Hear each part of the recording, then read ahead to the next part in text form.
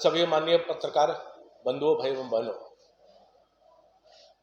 चुनाव के कल प्रथम चरण से और साथ साथ जैसे जैसे चुनाव चढ़ रहे हैं, पूरी तरह से हताश में अपने आप को आरजेडी के राजकुमार अपने आप को पा रहे हैं।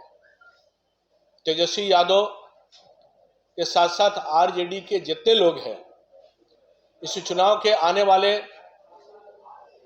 गतिविधि के केंद्र बिंदु में उनको ध्यान में आ रहा है कि आरजेडी के सुपरा पूरी तरह से बिहार में साफ होता उनको दिखाई दे रहा है और इंडी गठबंधन के भी सुपरा निश्चित तौर पर साफ होता हुआ दिखाई दे रहा है।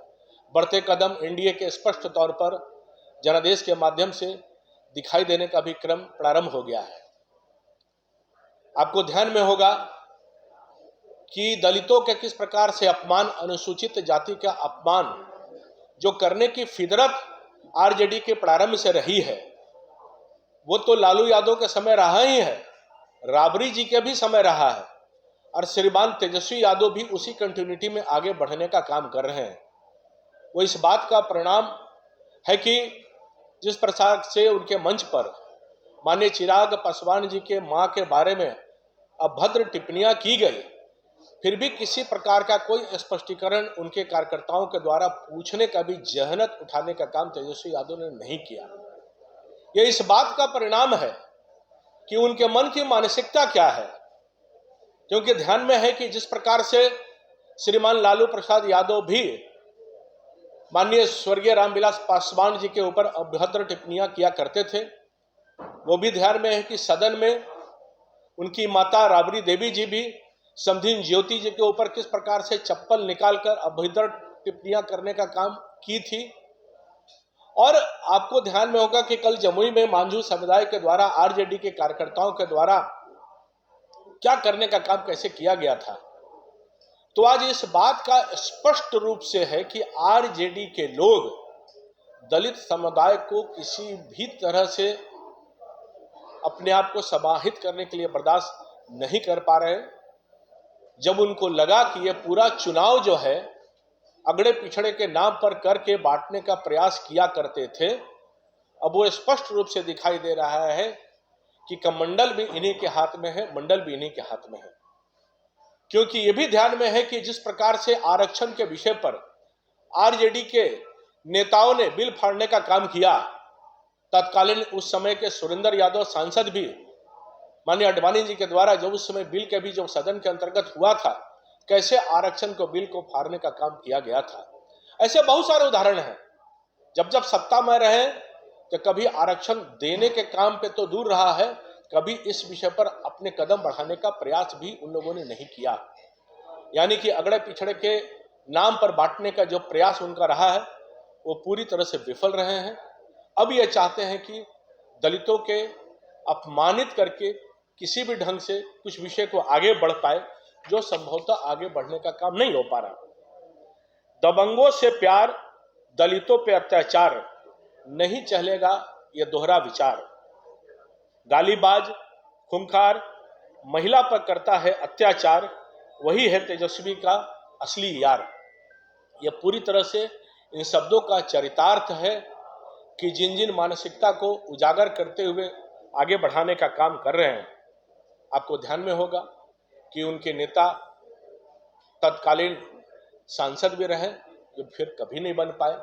विधायक सुरेंद्र यादव अभद्र टिप्पणियां किया करते थे, वो आपके संज्ञान में है कि महिला विरोधी टिप्पणी से लेकर सुरेंद्र यादव ने अलग अलग प्रकार के अधिकारियों के गाली गलौज से लेकर दबंगई का भाषा निरंतर उपयोग करने का काम सुरेंद्र यादव ने जो किया है, वो बिहार के लोग निरंतर इस बात को अपने स्मृति में रखने का काम भी करते हैं।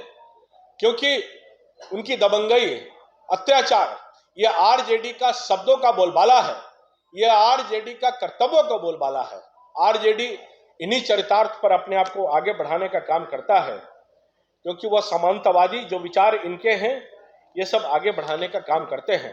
तो ऐसे बहुत सारे विषय जो हैं आपके संज्ञान में, आपके माध्यम से देने का काम किए हैं।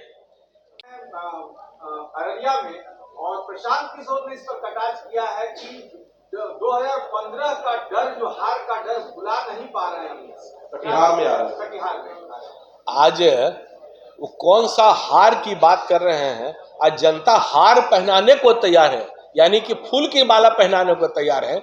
इस बात को भी विजुलाइज करना चाहिए कि जनता इतने प्रकार के योजनाओं से लेकर जो माननीय प्रधानमंत्री जी ने देश के देने का काम किया है, आज जनता समझती है इन बातों को।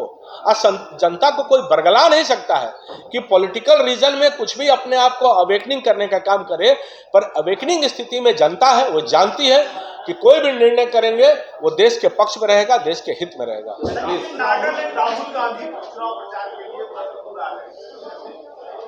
आने दीजिए, चुनाव प्रचार सबका काम है। इस प्रचार में कौन आचार होंगे, कौन कहां से जाएंगे, वो तो जनता बताएगी। तो जनता तो बूथ पर जाकर सबको परिणाम बताने का काम करेगी। यहां से लेकर वहां तक राहुल बाबा घूमते रहें, उनके घूमने से क्या होगा? शायद हम लोग भी इंतजार में रहते हैं कि ऐसी जुबान से हरदम उनको निकलता है, वो बातें निकलती है कि जो जनता स्वयं देखती है कि चाहते कुछ और है, बोलते कुछ और है, हो कुछ और जाता है। नागालैंड में जिस तरह से मतदान का बहिष्कार एक बड़ी संख्या में लोगों ने किया है, क्या करते रह गए मतदान करें, किस रूप में? आज बिहार के परिप्रेक्ष्य में आप इन परिस्थितियों पर देखिए, वहां के तत्कालीन विषय पर क्या है वो समझने की आवश्यकता है। प्लीज प्लीज प्लीज एक मिनट जाइए प्लीज। 4 जगहों पे जो चुनाव हुआ है उसको लेकर तेजस्वी यादव का ये बयान है कि 4 जगह पे जो चुनाव हुआ वो सीधा राजद के खाते में जाएगा, बीजेपी इसलिए बौखलाहट में है। आज मैंने वही कहा ना कि ये बौखलाहट या हड़बड़ाहट उनकी है, अपनी नहीं है। चूंकि वहां की भी जनता सब जगह जानती है कि हमको ये चुनाव जो है वो देश का चुनाव है। तो आज देश के चुनाव के लिए सबके मन मस्तिष्क पर माननीय प्रधानमंत्री नरेंद्र मोदी जी हैं। आज उनके कहने के लिए कोई शब्द नहीं है, तो उन शब्दों पर वो कुछ भी कहे, उनकी वाणी है। तो वाणी जो है वो आवाज में तो कभी जनता समझ नहीं सकती है। तो उनका जो कहना है वो कहते रहे। जनता ये जानती है, बाखूबी जानती है कि उनको क्या करना है, और पूरी तरह से